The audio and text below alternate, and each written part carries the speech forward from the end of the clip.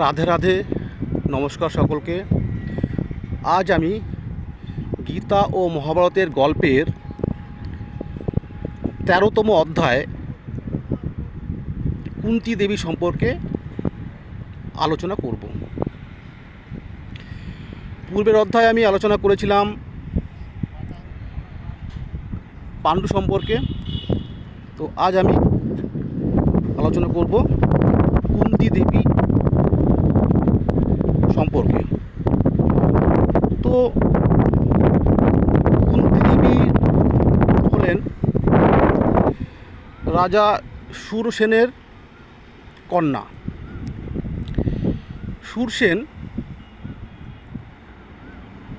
শূরসেনের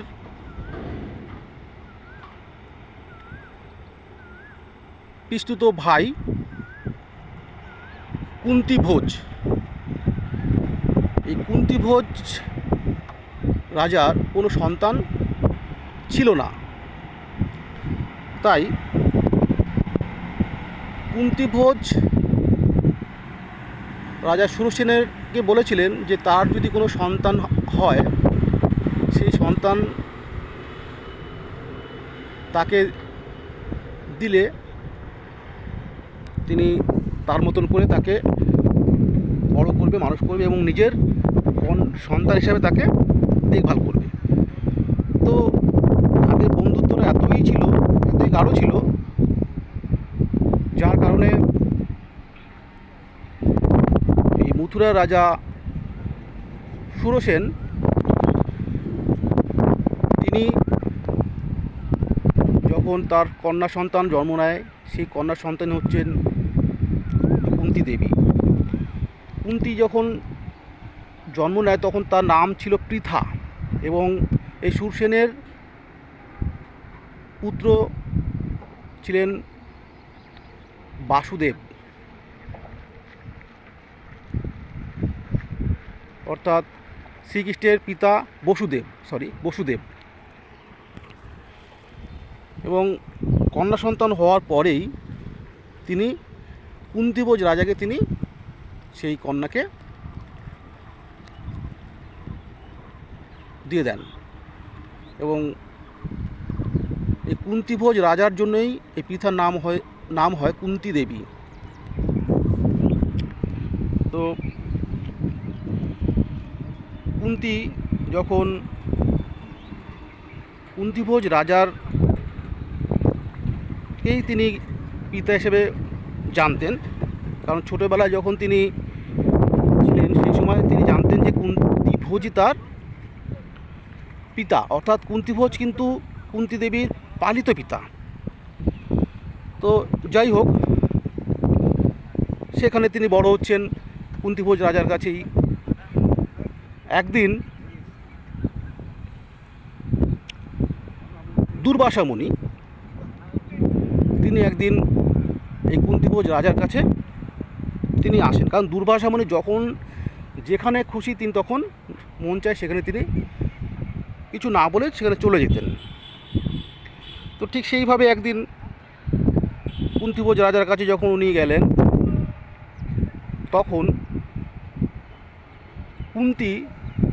কুন্তী দুর্বাসা মুনিকে খুব সেবা শুশ্রূষা যত্ন আদর করেছেন যতক্ষণ তিনি এখানে ছিলেন, এবং তার ফলে এই দুর্বাসা মুনি তাকে তার এই সেবা শুশ্রূষা দেখে খুব মুগ্ধ হয়ে যান এবং খুব আপ্লুত হয়ে যান।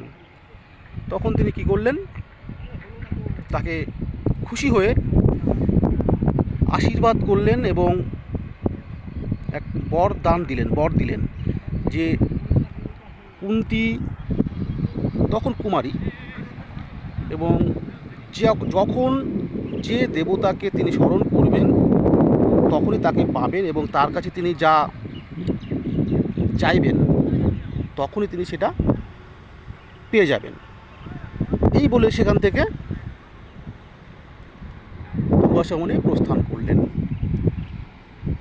কুন্তী দেবী তখন সেটা শুনে খুব আনন্দিত হলেন যে যখন যা চাইবেন তখন সেটা পাবেন, তিনি সেটা বুঝতে পারেননি।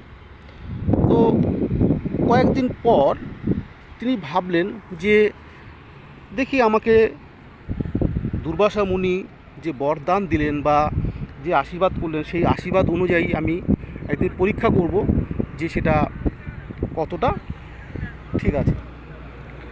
তো তাই তিনি একদিন ঘরের জানলার পাশে দাঁড়িয়ে তিনি সূর্য দেবতাকে মনে মনে চাইলেন। তো সূর্যদেব যখন আসলেন, দেখা দিলেন, তখন সূর্যদেব দেখা দেওয়ার পরে তিনি ভাবতে পারেননি যে সূর্যদেব সত্যি সত্যি সেখানে চলে আসবেন। এবং সূর্যদেব আসার পরেই তখন তিনি বললেন যে তুমি আমাকে স্মরণ করেছো, বলো তুমি কি চাও। সেই অনুযায়ী কুন্তী প্রথমে ভীত হয়ে গেলেন এবং পরে বললেন যে আমি কিছু চাই না। তখন সূর্যদেব বললেন, না, স্মরণ না আমাকে করেছো, তার জন্য তোমাকে কিছু তো একটা দিতেই হবে। তো তখন কুন্তী দেবী বললেন, আপনার যা মনে হয় আপনি সেটাই আমাকে দিতে পারেন। তো সেই কথা অনুযায়ী সূর্যদেব কী করলেন, তাকে এক পুত্র সন্তানকে তার কোলে দিলেন। এই পুত্র সন্তান কোলে দেওয়ার পরে সূর্যদেব সেখান থেকে প্রস্থান করলেন। তো কুন্তী তো কুমারী, তিনি তখন ভীত হয়ে ভাবলেন যে এখন এই সন্তান নিয়ে আমি কোথায় রাখবো, কারণ আমার তো বিবাহ হয়নি। তাই লোকে যখন জানতে পারবে তখন আমি কিভাবে তাদেরকে বোঝাবো বা আমি কিভাবে তাদেরকে কাছে মুখ দেখাবো আমার যা সন্তান আছে।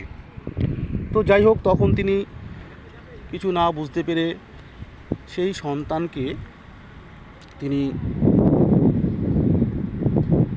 সুন্দর করে এক বোটের মধ্যে, একটা বাক্সের মধ্যে সুন্দর করে সাজিয়ে তিনি নদীতে তিনি ছেড়ে দিলেন, যে আস্তে আস্তে কোথাও কেউ তাকে তুলে নিয়ে তার কাছে রেখে দেবে। সেটা উনি বুঝতে না পেরে তাই করলেন এবং সেই সন্তানই হলো কর্ণ।